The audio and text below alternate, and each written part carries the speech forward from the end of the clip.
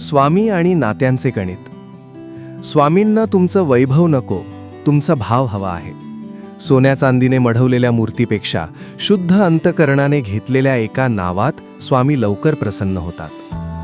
जगातील प्रत्येक नातं वेळेनुसार बदलू शकतं, पण स्वामी आणि भक्ताचं नातं असं आहे की काळ कितीही कठीण आला तरी ते अधिक घट्ट होत जातं.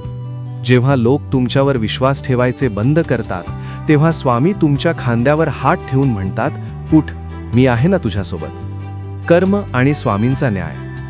तुझं कर्म चांगलं ठेव, बाकी सर्व स्वामींवर सोडून दे. जे लोक तुला आज त्रास देत आहेत, उद्या तेच स्वामींचा न्याय पाहून थक्क होतील. मनाचा धीर आणि स्वामी नाम. संकट ही आपल्या आयुष्यातील परीक्षा असतात, आणि स्वामी हे ते शिक्षक आहेत जे परीक्षा कितीही कठीण असली तरी आपल्याला नापास होऊ देत नाहीत. स्वामींच्या नामात इतकी शांतता आहे की कितीही मोठं मानसिक वादळ असलं तरी श्री स्वामी समर्थ म्हणताच मन एका क्षणात शांत होतं. मागणं सोडून द्या आणि फक्त शरण जा, कारण स्वामींना हे चांगलं ठाऊक आहे की तुम्हाला कधी काय आणि किती द्यायचं आहे.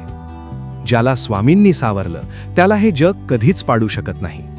स्वामींचे हात ज्याच्या डोक्यावर, त्याला जगाच्या कोणत्याही वादळाची भीती नाही. चिंता करायची नाही, फक्त स्वामी समर्थ म्हणायचं आणि पुढे चालायचं.